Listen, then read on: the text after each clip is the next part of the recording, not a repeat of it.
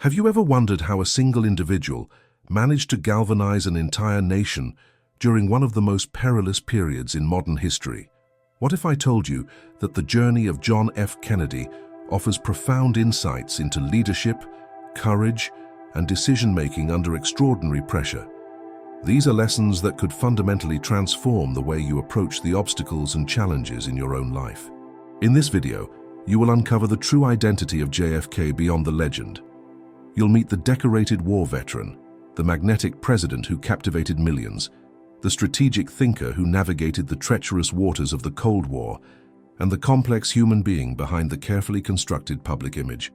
We will examine his remarkable rise to power, his stirring speeches that moved generations, the controversies that surrounded his presidency, and the enigma that continues to shroud his tragic assassination. This mystery has recently taken on new dimensions. On March 18, 2025, the current President of the United States, Donald Trump, authorized the declassification of confidential documents that had been sealed away for decades, unveiling startling details about Kennedy's death that challenge long-held assumptions. Are you currently facing difficult decisions in your life? Do you feel the need for guidance to lead yourself or your team more effectively? Then stay with us until the conclusion, because Kennedy's story extends far beyond historical interest. With these newly released revelations, it becomes more relevant and urgent than ever before, and it may open your eyes in ways you never anticipated. John Fitzgerald Kennedy was born on May 29, 1917, in Brookline, Massachusetts, into one of the most prominent and influential families in American society. He was the second son of Joseph Patrick Kennedy, a remarkably successful businessman who had built his fortune through banking, stock market investments, and the film industry. Joseph would later serve as United States ambassador to the United Kingdom during a critical period in world history. His mother, Rose Fitzgerald Kennedy, was the daughter of John Francis Fitzgerald, affectionately known as Honey Fitz, a former mayor of Boston who had established a significant political legacy in Massachusetts. Rose herself came from a strong tradition of public service and political engagement. She brought to the Kennedy household both social grace and an unwavering commitment to Catholic values. From his earliest days, Jack, as his family affectionately called him, exhibited a natural charisma that would later become his trademark. This charm was constantly tested by severe health problems that threatened his life on multiple occasions. During his childhood, Jack contracted a series of serious illnesses that would have broken the spirit of many children. He suffered from whooping cough, chickenpox, measles, and scarlet fever. Each illness required extended periods of recovery and medical attention. Most significantly, he was diagnosed with Addison's disease, a rare and potentially fatal disorder that affects the adrenal glands and disrupts the body's ability to produce essential hormones. This condition, which remained largely secret throughout most of his public life, required careful management and left him vulnerable to infections and physical stress. Despite facing these overwhelming medical challenges from such a young age, Jack demonstrated an optimistic spirit and maintained his good humor. He consistently refused to see himself as a victim of circumstances beyond his control. He would not allow his physical limitations to define who he was or what he could become. Throughout his childhood years, Jack shared a bedroom with his siblings in the family's comfortable but not ostentatious home. He participated enthusiastically in the games, competitions, and typical mischief that characterized life in a large and boisterous family. The Kennedy household was always filled with activity, debate, and a competitive energy that Joseph Sr. deliberately cultivated among his children. However, Jack's childhood was also marked by long and frequent periods spent in hospitals. There he underwent various treatments and procedures that his brothers and sisters could only imagine. While other children his age ran freely through gardens, played sports without limitation, and enjoyed the carefree nature of youth, Jack found himself confined to hospital beds. He was subjected to painful treatments and experimental therapies that left him physically exhausted and emotionally drained. Nevertheless, his remarkable resilience and inner strength caught the attention of everyone who knew him. Even when his body was weakened and he could barely muster the energy to sit up, he somehow found reasons to smile. He joked with nurses and doctors, and distracted himself from his suffering. Whether he was absorbed in a history book that transported him to another time and place, or imagining humorous situations that would make his siblings laugh when he recounted them later, Jack possessed an almost stubborn determination. He was resolved to continue exploring the world around him and to extract meaning and joy from every experience, no matter how difficult the circumstances.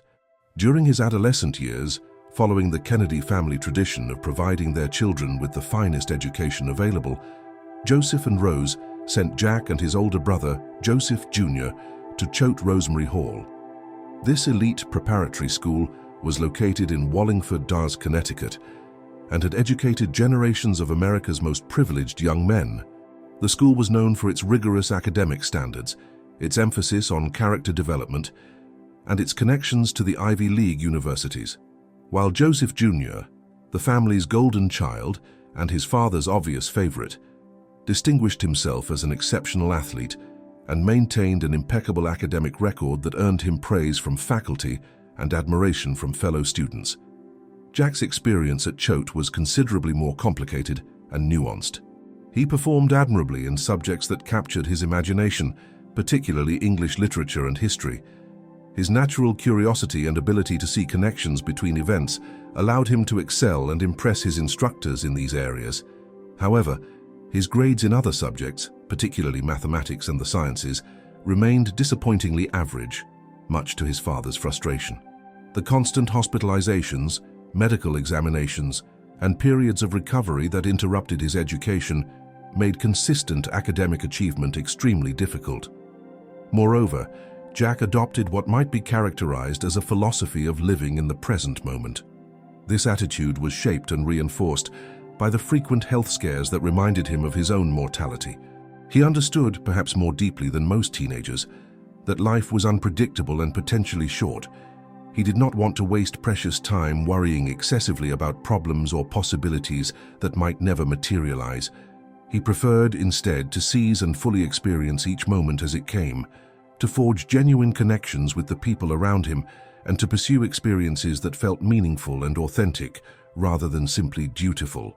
At Choate during this period, the social atmosphere still reflected the deep-seated prejudice and discrimination that existed throughout much of American society toward descendants of Irish Catholic immigrants. Many students from older, more established Anglo-Saxon Protestant families used the derogatory term mucker to refer disparagingly to people of Irish origin. This slur carried connotations of lower social status and manual labor. The word evoked images of Irish immigrants cleaning out stables and performing other menial tasks that wealthier Americans considered beneath them. Rather than feeling ashamed or becoming defensive when confronted with this prejudice, Jack made a characteristically bold and subversive decision. He chose to appropriate the insult entirely and transform it into something else altogether. He founded what became known as the Muckers Club, a group of like-minded students who embraced the label ironically and wore it as a badge of honor. Members of this exclusive club adopted a golden shovel pendant as their symbol. They took the very implement that represented the degrading work their ancestors had been forced to perform and elevated it to an emblem of rebellion, solidarity, and camaraderie.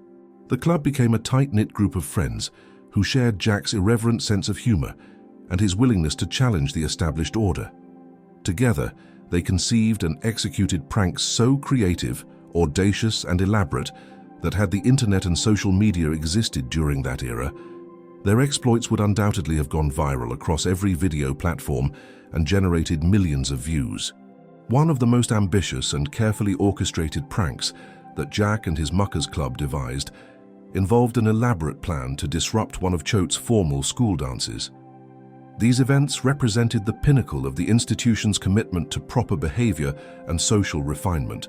The scheme called for club members to secretly transport and then dramatically dump a substantial pile of fresh horse manure directly onto the polished dance floor at the height of the evening's festivities. They planned to simultaneously record the shocked and horrified expressions on the faces of both the distinguished faculty members and their fellow students. The planning was meticulous, the timing was calculated, and the anticipated chaos was gleefully imagined in advance. However, The entire operation was discovered and foiled when the headmaster somehow learned of the plot. He immediately summoned Joseph Kennedy Sr. to the school for an emergency meeting to discuss his son's future. Jack found himself standing on the precipice of expulsion. He faced the very real possibility of being permanently dismissed from one of America's most prestigious preparatory schools. This development would have been both personally humiliating and potentially damaging to his future prospects. Nevertheless, Joseph Sr., who was widely recognized as a masterful negotiator with an almost uncanny ability to leverage his wealth, influence, and personal connections to achieve desired outcomes, managed to convince the school's administration to allow Jack to remain enrolled. This episode reinforced a crucial lesson about the nature of influence, privilege, and power in American society. The Kennedy name carried substantial weight in elite circles. It opened doors and smoothed over difficulties that would have been insurmountable for ordinary families. Jack observed and internalized the reality that following rules to the letter was something optional for those with sufficient resources and connections. This was a lesson that would inform his approach to navigating social and political institutions throughout his life. Nevertheless, Jack's carefree and audacious spirit, his willingness to push boundaries and take physical risks, also exacted a significant price that would affect him for the remainder of his days. His genuine love for athletic competition and his desire to prove himself physically capable despite his health challenges led him to participate in football. This sport demanded both courage and physical contact. During what seemed like an ordinary game, a violent collision and awkward fall resulted in a severe injury that caused a herniated disc in his lumbar spine. This marked the beginning of chronic back pain that would plague him continuously for the rest of his life. The injury was far more serious than anyone initially realized. It required months of surgical intervention and intensive rehabilitation before he could walk again without assistance. Even after extensive treatment and therapy, the pain never fully disappeared. Instead, it became a constant companion, a silent and persistent reminder of his own physical fragility and the limitations of the human body. This injury would later be compounded by additional trauma during his military service. It created a cycle of pain, medication, and medical procedures that he would struggle to manage privately while projecting an image of vigor and health to the public throughout his political career. Jack graduated from high school and entered Harvard University at a very young age, stepping into one of the most prestigious institutions of higher learning in the United States.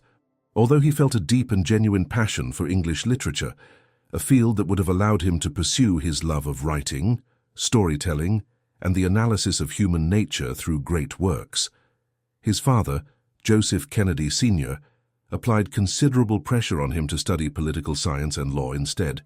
These disciplines, in his father's view, were far more practical and aligned with the ambitious plans he harbored for his sons, futures in public service and positions of power. During his time at Harvard, Jack became an active member of the swimming and sailing teams, where he could channel his competitive spirit and his love for water sports.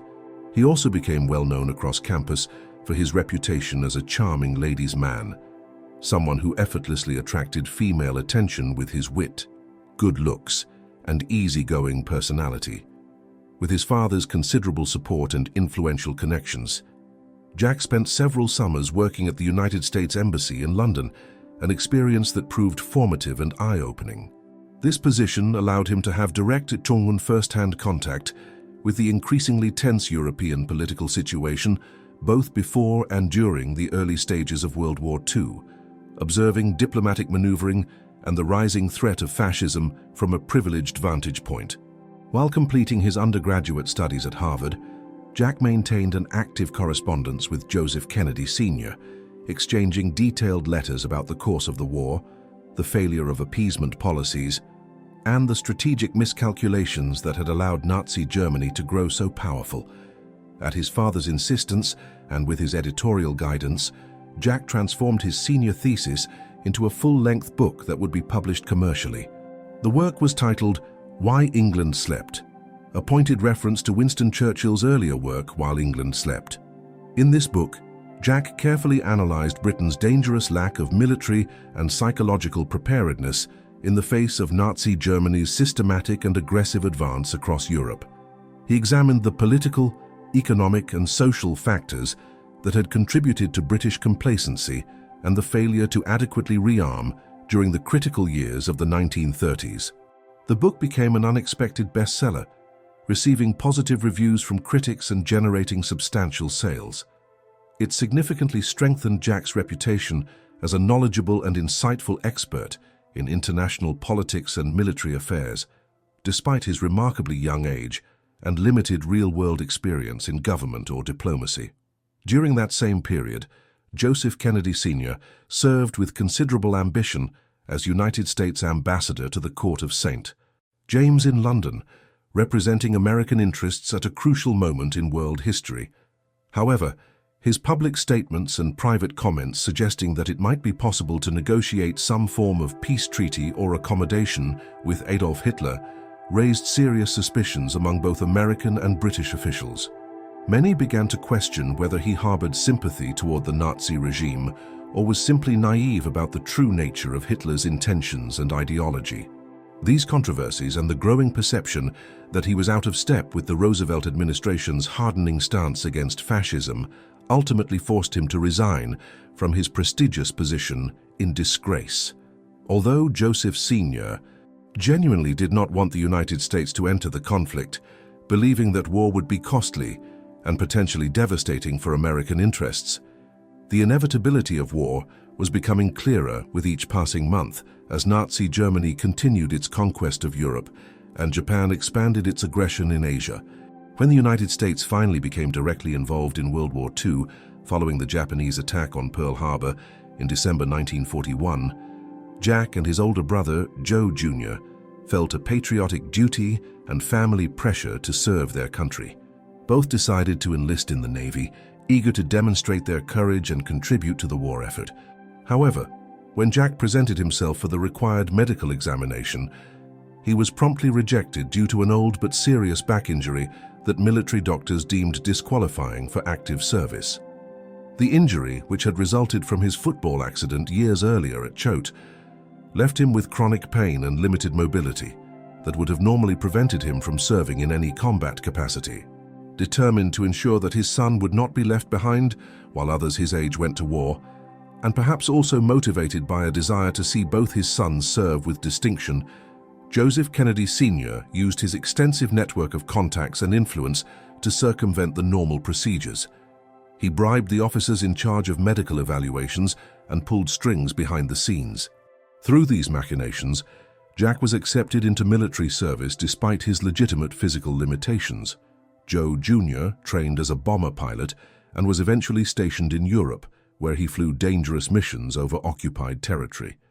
Meanwhile, Jack was given command of a patrol torpedo boat in the South Pacific Theater. This was the vessel that would become famous in American military history as PT-109.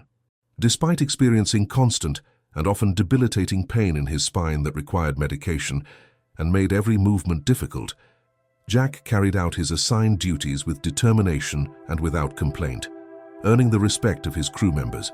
During a routine patrol mission in the dark waters near the Solomon Islands in August 1943, the PT-109 was caught completely by surprise when a Japanese destroyer emerged from the darkness and rammed directly into the small wooden vessel. The impact was catastrophic, splitting the boat in two and igniting the fuel tanks in a massive fireball. The boat began sinking rapidly into the black water. In the chaotic aftermath of the collision, with wreckage scattered across the ocean surface and several crew members killed instantly in the explosion, Jack demonstrated remarkable leadership and physical courage. Despite his own injuries and the excruciating pain in his back, he spent hours swimming through the debris-filled water, searching for survivors and helping injured crew members stay afloat. Among those he rescued was Patrick McMahon, the boat's engineer, who had been severely burned over much of his body when the fuel ignited and was barely conscious. Showing extraordinary strength, determination, and disregard for his own safety, Kennedy made the decision to tow McMahon to safety. He accomplished this by gripping the strap of McMahon's life vest between his teeth and swimming with powerful strokes despite his own injuries. Jack led the surviving group of men on an exhausting journey of nearly 5 kilometers through shark-infested waters to reach a small, uninhabited island where they could rest and hope for rescue. After spending several days on this barren island with limited food or water, Jack swam to other nearby islands seeking help and eventually made contact with local islanders who carried a message carved into a coconut shell to Allied forces. A week after the initial disaster, all the surviving crew members were finally rescued and returned to safety. Upon returning home to the United States, Jack had been reduced to a skeletal figure weighing only 54 kilograms, far below his normal healthy weight. His injuries had taken a severe toll on his body. He needed to wear an uncomfortable orthopedic back brace that restricted his movement, and he was forced to walk with a cane for many months during his painful recovery. However, despite these obvious signs of physical suffering, he was officially recognized for his heroism and decorated with the Navy and Marine Corps Medal, one of the highest non-combat awards for bravery. The citation praised his courage, endurance, and excellent leadership in saving the lives of his crew. The Kennedy family enthusiastically celebrated Jack's heroic wartime feat, with newspapers carrying the story and Joseph Sr., ensuring that the incident received maximum publicity. This widespread attention and celebration caused deep frustration and resentment in Joe Jr., the older brother who had always been positioned as the family's golden child and future political star. Joe Jr. had flown numerous successful missions over Europe, but had not yet experienced a comparable moment of dramatic heroism that would match or exceed his younger brother's now famous exploit. Driven by a desperate need to prove his own worth, to reclaim his position as the family's primary hero, and perhaps to win back his father's full attention, Joe Jr. volunteered for an extremely dangerous experimental mission. The operation involved piloting an aircraft that had been packed with thousands of pounds of delicate high explosives, which was supposed to be guided by remote control after the pilot parachuted out. However, something went catastrophically wrong with the explosives or the aircraft's systems. The plane exploded violently in mid-air over the English Channel before Joe Jr. could bail out, instantly killing him and his co-pilot. He died at the age of 29, leaving the family devastated, with the sudden and traumatic loss of his eldest son, the one in whom he had invested the greatest hopes and the most careful political grooming. Joseph Kennedy Sr. underwent a profound shift in his ambitions and expectations. He transferred onto Jack all the political aspirations, plans, and dreams he had previously placed exclusively on Joe Jr.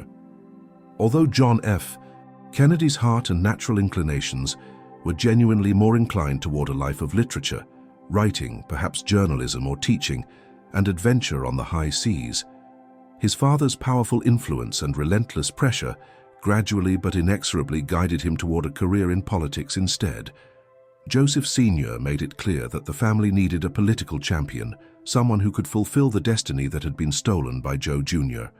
Said Death. Jack, who, despite his own preferences and his ongoing health problems, felt obligated to honor his brother's memory and meet his father's expectations. In a remarkably short period of time, with the enthusiastic and organized support of his siblings, particularly his brothers Robert and Edward, and with the full financial backing and political machinery that his father could provide, Jack built a meteoric political career. He progressed rapidly from his initial election to the House of Representatives, where he served as a congressman representing Massachusetts, to his subsequent election to the United States Senate, establishing himself as a rising star in Democratic Party politics and positioning himself for even greater achievements to come. The story of John F. Kennedy and Jacqueline Bouvier begins in 1953, when Jack's life intersected with that of Jacqueline Knight, a young socialite and journalist working for the Washington Times-Herald at the time. Both came from wealthy families on the East Coast, which seemed to mark a common destiny of influence and political projection. Their shared background in privilege and high society made them a natural match in the eyes of many observers. Jackie, who spoke French, Italian, and Spanish fluently, not only added social charm and sophistication to the couple, but also represented a valuable diplomatic asset. Her linguistic abilities and cultural refinement would prove essential in JFK's public life, particularly in his interactions with foreign leaders and international audiences. During that same period, Kennedy's prestige grew significantly with the publication of his book, Profiles in Courage, a work that examined acts of political bravery by American senators throughout history. The book's widespread impact and critical acclaim earned him the Pulitzer Prize for biography, further consolidating his carefully crafted image as an intellectual leader and thoughtful statesman, not merely a politician trading on his family name and connections. In 1960, at only 43 years of age, JFK secured the Democratic Party's nomination for the presidency of the United States, becoming one of the youngest men ever to receive this honor from a major political party. His remarkable charisma, marked by a distinctive Boston accent that conveyed both privilege and approachability, and his willingness to engage in close, personal contact during visits to factories, union halls, and working-class neighborhoods, conquered the hearts of a broad and diverse electorate.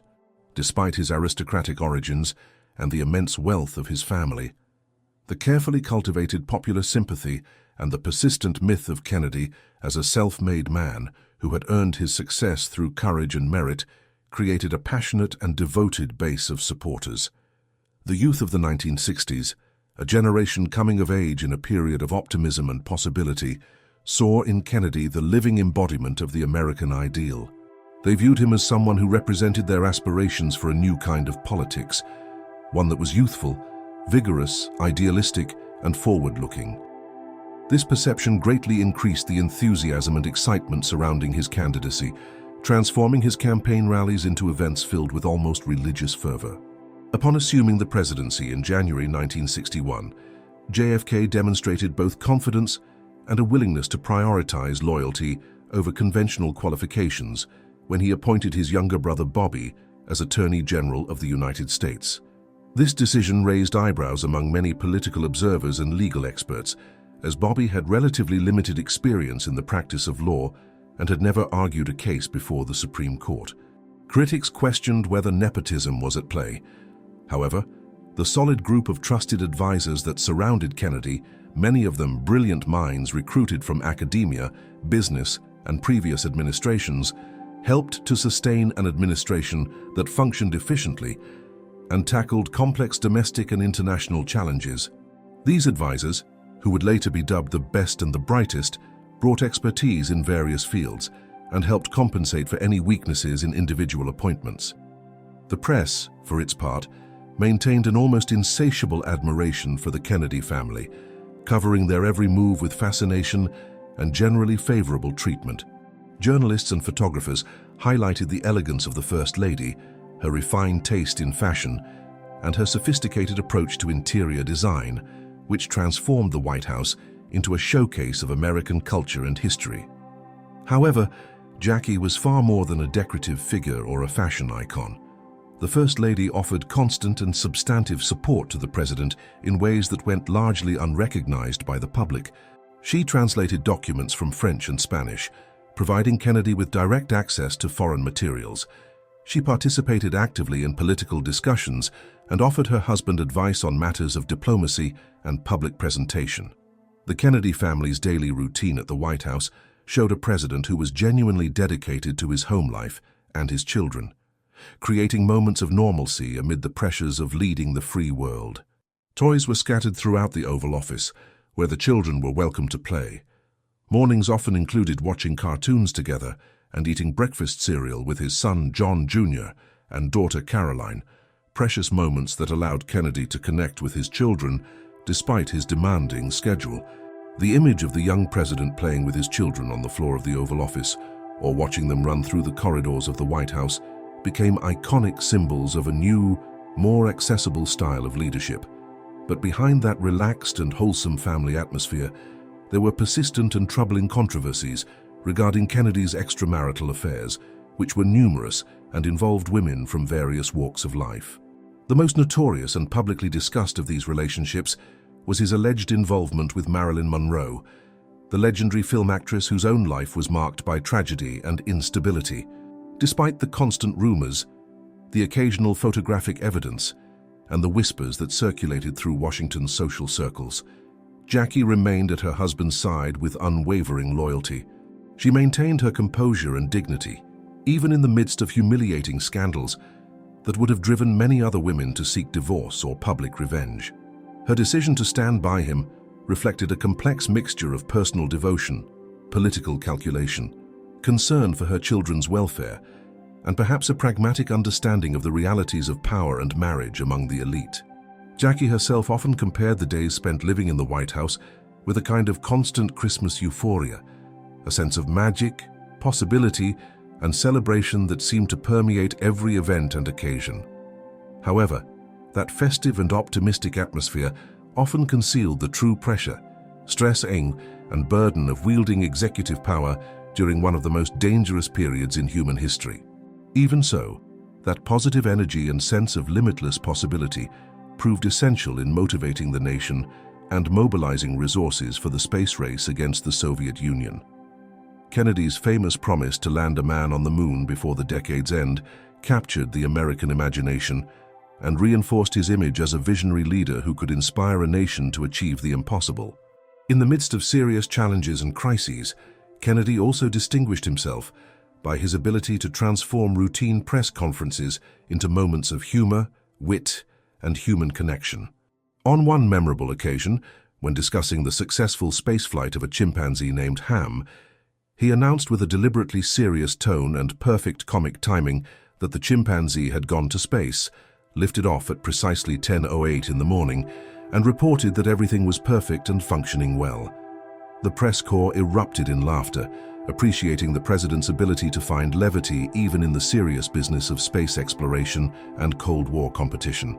Despite his frequent smile before cameras and his carefully maintained image of vitality and optimism, JFK carried deep tensions and faced pressures that would have broken lesser men. He became widely known and historically remembered for guiding the nation through times of grave nuclear threat, most notably during the Cuban Missile Crisis in October 1962, when the world came closer to nuclear war than at any time before or since. Even before that harrowing confrontation, however, Kennedy had inherited from the final months of the Eisenhower administration a controversial and risky plan developed by the Central Intelligence Agency. This plan aimed to overthrow the communist leader of Cuba, Fidel Castro, who had taken power in 1959 and quickly aligned his government with the Soviet Union. The scheme involved training and equipping Cuban exiles to invade their homeland and spark a popular uprising against Castro's regime. This operation led to the disastrous Bay of Pigs invasion in April 1961, barely 3 months after Kennedy took office. The military operation was poorly planned, based on faulty intelligence, and lacked adequate air support. It quickly became a complete and humiliating failure. The invading force was overwhelmed by Castro's military, resulting in the capture of more than 1,000 Cuban exile soldiers who had been trained and equipped by the United States. The international embarrassment was profound, and Kennedy was forced to publicly accept responsibility for the debacle. The situation elevated Cold War tensions to an almost unbearable level, with angry rhetoric flying between Washington, Havana, and Moscow. The threat of nuclear retaliation hung in the air as Castro and Soviet Premier Nikita Khrushchev considered their options. In a delicate and complex negotiation that required patience, diplomatic skill, and a willingness to make concessions, Kennedy eventually managed to secure the release of the captured prisoners. The deal involved the United States providing Cuba with $53 million worth of baby food, medicine, and other humanitarian supplies. This arrangement allowed both sides to save face to some degree. It temporarily calmed the immediate possibility of a military conflict with potentially devastating nuclear consequences, though it did not resolve the underlying hostility between the United States and Cuba that would continue to shape American foreign policy for decades to come. In 1962, the world lived under the ominous shadow of a possible nuclear confrontation between the United States and the Soviet Union, a tension that was dramatically intensified by the Cuban Missile Crisis. Although the immediate conflict was diffused after weeks of extreme tension, nerve-wracking diplomatic negotiations, and behind-the-scenes maneuvering that brought humanity to the very brink of nuclear annihilation, the pervasive fear of atomic war left deep and lasting scars on the administration of President John F. Kennedy and on his wife, Jacqueline. In recordings that became known as the Jackie Kennedy tapes, intimate conversations that were later released to historians and the public, the former First Lady described in vivid and emotional terms the profound terror that both she and her husband felt when confronted with a threat of such unimaginable magnitude coming so early in his presidency. The very real risk of complete nuclear annihilation disturbed Kennedy so deeply that it robbed him of sleep during those harrowing October nights. He would pace the White House corridors in the early morning hours, contemplating scenarios that could lead to the deaths of millions of Americans and the destruction of civilization as they knew it. The couple, facing this existential dread together, even made a dark and somber pact between themselves. They agreed that if there was no time to reach a secure underground bunker when the missiles began to fall, if the warning came too late for any chance of survival, they would face the end together as husband and wife. They would stand hand in hand in the rose garden of the White House, watching the sky together in their final moments rather than dying separately or in panic. Beyond the ever-present threat of nuclear war that hung over his presidency, like a dark cloud, Kennedy, who had served with distinction in the Navy during World War II and had witnessed firsthand the horror, destruction, and senseless waste of human life that war inevitably brings, harbored deep fears about the possibility of becoming entangled in another prolonged military conflict. He firmly opposed any significant escalation of American military involvement in Vietnam, a small Southeast Asian nation that was becoming increasingly divided between communist forces in the north and a fragile anti-communist government in the south. Kennedy was convinced, based on his reading of history and his understanding of guerrilla warfare, that the United States could easily become trapped in a long, bloody, and ultimately unwinnable war in the jungles of Vietnam. He believed that American conventional military superiority would mean little in a conflict against a determined insurgency fighting on its home territory. He worried that each commitment of troops and resources would lead inevitably to demands for more, creating a quagmire from which extraction would become politically and militarily impossible. Even so, despite these well-founded concerns and his private resistance to escalation, certain influential sectors of the American press, particularly conservative columnists and hawkish political commentators, accused him of being weak in the face of the communist threat. They criticized what they perceived as his reluctance to use American military power decisively to contain the spread of communism in Southeast Asia. However, Kennedy's true conviction, shaped by his wartime experiences and his careful study of military history, was to avoid at all costs another tragedy comparable to those he had personally witnessed and survived on the battlefield during World War II. The morning of November 22, 1963, began as what appeared to be a routine presidential visit to build political support in a crucial state. Kennedy was participating in a motorcade through the streets of Dallas, Texas, a city where political tensions ran high and where the president's liberal policies had generated considerable opposition among conservative residents. He rode in a modified Lincoln Continental convertible from 1961, its top removed despite security concerns, so that the crowds lining the streets could see their president clearly.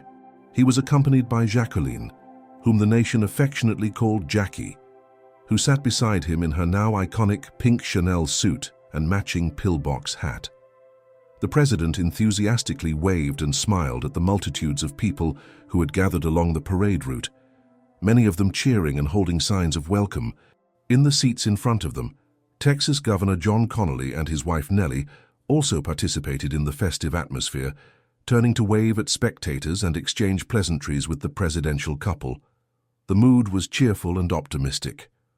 Governor Connally had just remarked to the president that he could not say Dallas did not love him, referring to the unexpectedly warm reception they were receiving.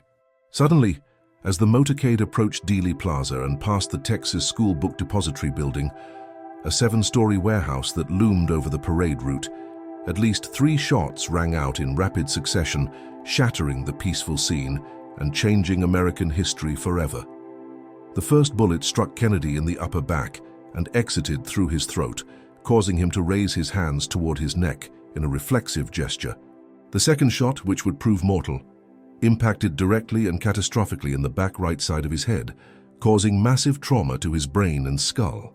In the midst of the unfolding horror, as blood and brain matter sprayed across the interior of the limousine and onto Jackie's pink suit, Jacqueline instinctively reached out and attempted to cradle her husband's shattered head, trying desperately to hold him and somehow keep him with her even as life rapidly left his body. Agents from the Secret Service, who had been running alongside and behind the presidential vehicle, scrambled frantically to reach the car and protect the First Lady. Climbing onto the trunk of the moving vehicle as the driver accelerated toward Parkland Memorial Hospital. Governor Connolly had also been struck by one of the bullets, suffering serious wounds to his back, chest, wrist, and thigh that would require extensive surgery, but from which he would ultimately recover. The scene was one of complete chaos, confusion, and overwhelming desperation as those present struggled to comprehend what had just occurred. The assassination of President Kennedy profoundly shook the United States and sent waves of grief and disbelief throughout the entire world. The news spread rapidly across the globe, and millions of people, regardless of nationality or political affiliation, felt a sense of personal loss. For many Americans, particularly those who had supported his vision of a new frontier and believed in his promise of progress and change, the trauma was especially deep and lasting. Many historians, political analysts, and those who worked closely with Kennedy firmly believe that if he had lived to successfully run for re-election in 1964, a victory that seemed increasingly likely given his growing popularity and the weakness of potential Republican challengers, he could have significantly slowed or perhaps even completely prevented the massive escalation of American military involvement in Vietnam. This alternative course of action would have potentially saved the lives of thousands of American soldiers, hundreds of thousands of Vietnamese civilians, and spared the nation the social upheaval, protest movements, and loss of faith in government that the Vietnam War ultimately produced. However, following Kennedy's sudden and violent death, his vice president, Lyndon B. Johnson, a man with very different political instincts and a different relationship with the military establishment, assumed the presidency. Within a year of taking office, Johnson made the fateful decision to dramatically increase American military commitment to Vietnam, sending hundreds of thousands of combat troops to fight a war that would drag on for nearly a decade. That which Kennedy had most feared and worked to avoid became an inescapable reality, plunging the nation into its longest and most divisive military conflict. This tragic turn of events left historians, political scientists, and ordinary citizens to wrestle with a haunting and ultimately unanswerable question that continues to resonate decades later. How much suffering, death, and social division could have been avoided if that tragic day in Dallas, when shots rang out in Dealey Plaza and changed the course of history, had never occurred? Television networks broadcast uninterrupted updates throughout the day and into the night, and the entire country fell into a state of profound shock and collective mourning. Normal programming was suspended for days as journalists struggled to make sense of what had happened and to provide the public with accurate information about the tragedy that had befallen the nation.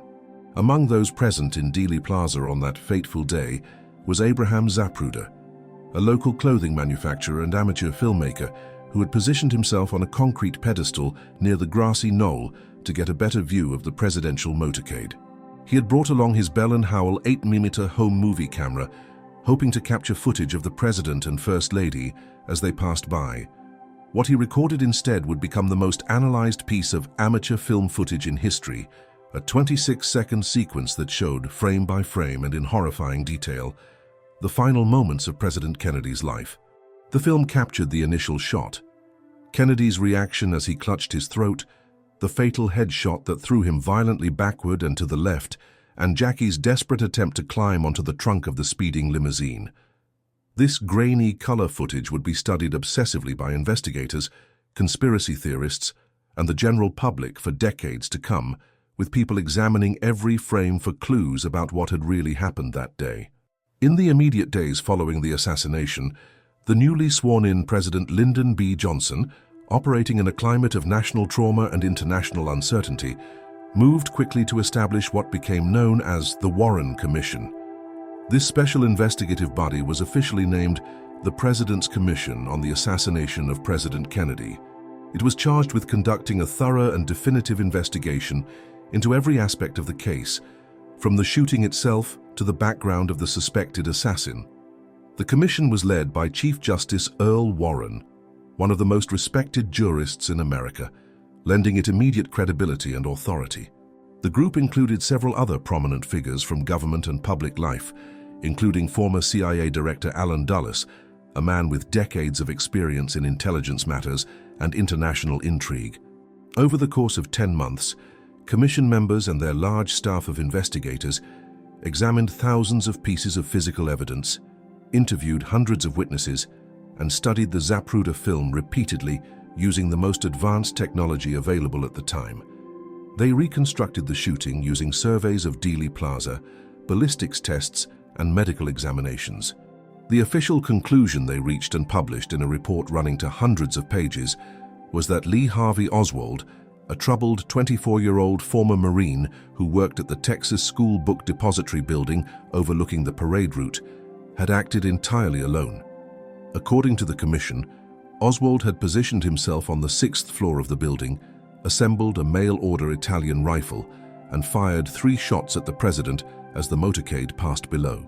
The commission stated unequivocally that he was the sole person responsible for the crime and that there had been no conspiracy, foreign or domestic, behind the assassination.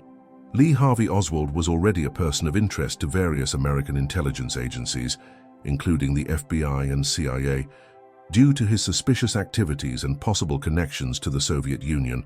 He had defected to the USSR in 1959, lived there for several years, married a Russian woman, and then returned to the United States with his family in 1962.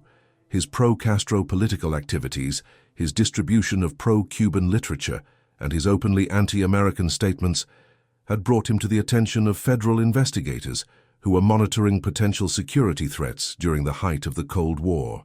However, any opportunity to fully interrogate Oswald and understand his motives, his possible connections to foreign governments, or whether he had received assistance from others, was abruptly and dramatically cut short. Just 2 days after his arrest, in one of the most shocking moments ever broadcast on live television, Oswald was murdered in the basement of Dallas Police Headquarters. As he was being transferred to the county jail, surrounded by police officers and journalists with cameras recording the scene, Jack Ruby, a local nightclub owner with known connections to organized crime figures and a complicated personal history, suddenly lunged forward from the crowd of reporters. He fired a single shot from a snub-nosed revolver directly into Oswald's abdomen at point-blank range, fatally wounding him. Millions of Americans watching at home witnessed this execution in real time, adding another layer of trauma and confusion to an already devastating national tragedy. This dramatic public killing immediately reinforced widespread suspicions that there was far more to the story than what official sources were revealing.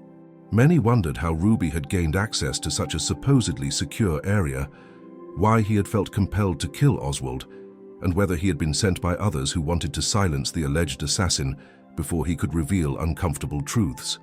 The Warren Commission also faced intense skepticism and criticism from the public and from independent researchers when it presented what came to be derisively called the magic bullet theory, or single bullet theory. This controversial explanation attempted to account for the wounds suffered by both President Kennedy and Governor Connolly. The commission concluded that a single bullet, designated as Commission Exhibit 399, had entered Kennedy's upper back, exited through his throat, then continued on to strike Governor Connolly, entering his back, exiting his chest, passing through his right wrist, and finally lodging in his left thigh. Remarkably, this bullet was found later on a stretcher at Parkland Hospital in nearly pristine condition, showing minimal deformation despite allegedly having passed through 2 men and struck bone multiple times. For many critics, skeptics, and ordinary citizens trying to make sense of the evidence, it seemed virtually impossible to believe that a single bullet could have caused so many wounds, changed direction multiple times as it passed through 2 bodies, struck and shattered bone, and yet remained almost completely intact. The physical implausibility of this scenario, combined with questions about the bullet's chain of custody and when and where it was actually discovered, fueled persistent doubts about the accuracy and honesty of the official investigation. These doubts would continue to grow over the decades.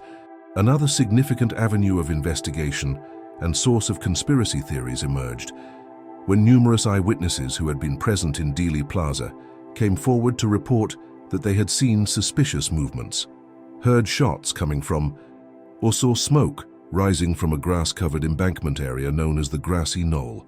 This elevated area was located to the right front of the presidential limousine at the time of the shooting, in contrast to the Texas School Book Depository, which was behind and to the right of the vehicle.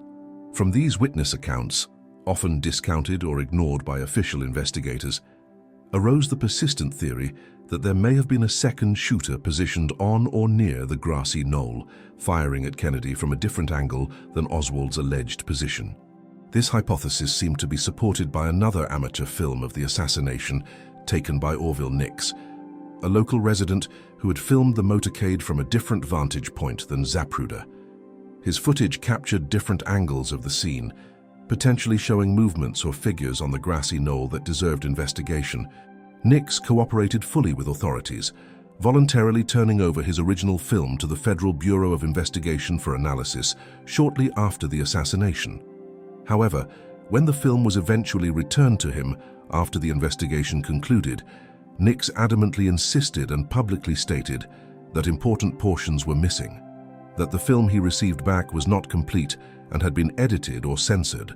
His granddaughter, Gail Nix Jackson, believing that the government had deliberately withheld crucial evidence that might contradict the official narrative, later filed a federal lawsuit against the United States government. She sought to recover the original, unedited footage that her grandfather had surrendered decades earlier.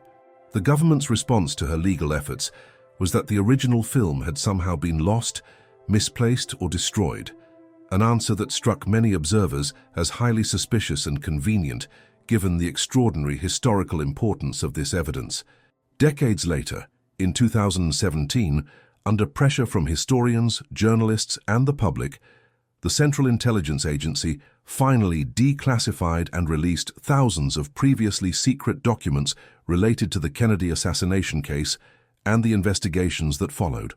This massive document dump, which had been delayed for years despite legal requirements that the files be made public, revealed fascinating details about surveillance operations targeting Oswald before the assassination, CIA operations in Cuba and Mexico, where Oswald had traveled, and various intelligence strategies and concerns of the era. However, despite the hopes of researchers and conspiracy theorists, these newly released documents did not provide definitive answers to the fundamental questions that had troubled Americans for more than half a century. They did not conclusively prove or disprove the existence of a conspiracy. They did not explain all the inconsistencies in the physical evidence. They left many of the deepest mysteries of the case still shrouded in uncertainty and subject to interpretation.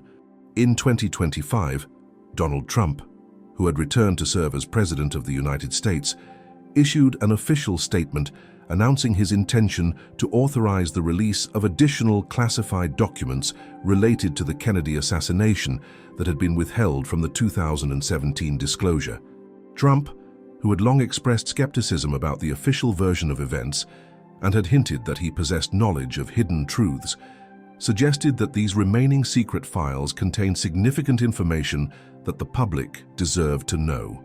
The expectation and hope among researchers, historians, and the general public is that this new material, if it is indeed fully released without redactions or continued withholding of sensitive sections, might finally shed light on points that have remained frustratingly obscure throughout the investigation. Perhaps these documents will reveal new elements, connections, or evidence that could help resolve one of the most impactful, traumatic, and enduringly mysterious episodes in American history, finally bringing some measure of closure to questions that have haunted the nation for more than 6 decades. John F. Kennedy was far more than simply a president who occupied the White House for less than 3 years. He became a powerful symbol of courage, hope, and renewal during one of the most tense and dangerous periods in human history, an era when the fate of civilization itself hung in the balance. Despite facing formidable enemies abroad who threatened American security and values, confronting intense political struggles at home from both opponents and supposed allies, and making decisions of such magnitude that they were capable of altering the entire course of human civilization, for better or worse, Kennedy never abandoned his fundamental faith in the transformative power of ideas. He maintained his belief in the energy, idealism, and potential of youth to change the world. He continued to emphasize the vital importance of dreaming about and working toward a better future, even when such optimism seemed naive or unrealistic to more cynical observers. His vision of what America and the world could become, articulated in speeches that stirred millions and inspired a generation, represented something genuinely new in American political life. It offered a departure from the caution and conservatism of previous administrations, and promised that ordinary citizens could participate in building a better society.